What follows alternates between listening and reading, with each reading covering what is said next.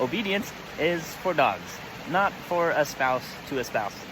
So I grew up Mormon, and when you become an adult, you go to the temple, you make some extra covenants with God that are promises, and one of them talks about the man obeying God and the woman obeying the husband as he obeys God. They changed the language to hearken to, that the man hearkens to God and the woman hearkens to the man as he hearkens to God.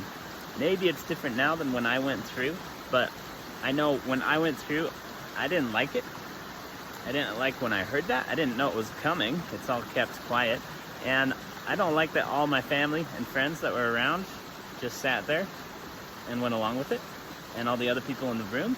And I don't like that I sat there and went along with it.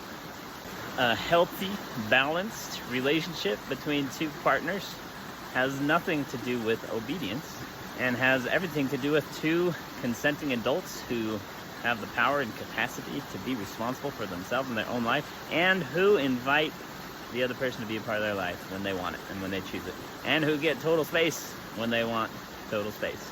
I don't believe that it was ever what God wanted us to stick with as humans, that the woman should obey the man in a marriage. Now, I could see it going like this with the Mormon leaders. They'll probably change it someday at some point even further to like maybe even get rid of it, and the idea will be, well, no, but it was what God wanted, and now God wants it this way. It was all what God wanted. Here's my problem with that.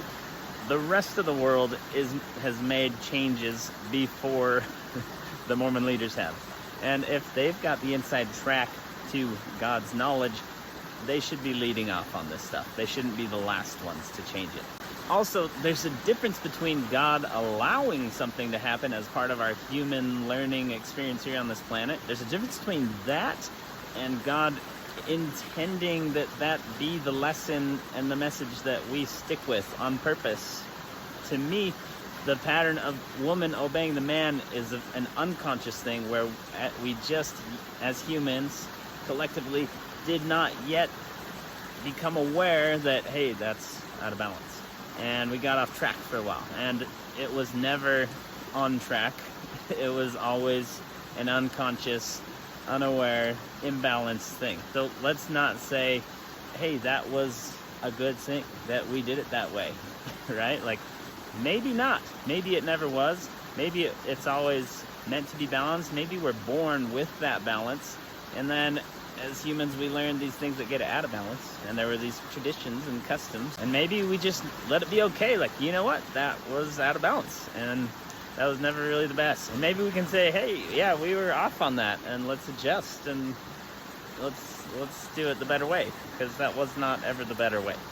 In other words, I don't believe that God would actually want us to be sitting around in rooms together, inviting each other to repeat this promise to do it this way again and again. Like, hey, woman, you obey the man. And say it out loud, promise to do it, and invite people. Like, hey, come do this promise with us, where we promise to have the woman obey the man. I do not believe that that's something that God would be happy with.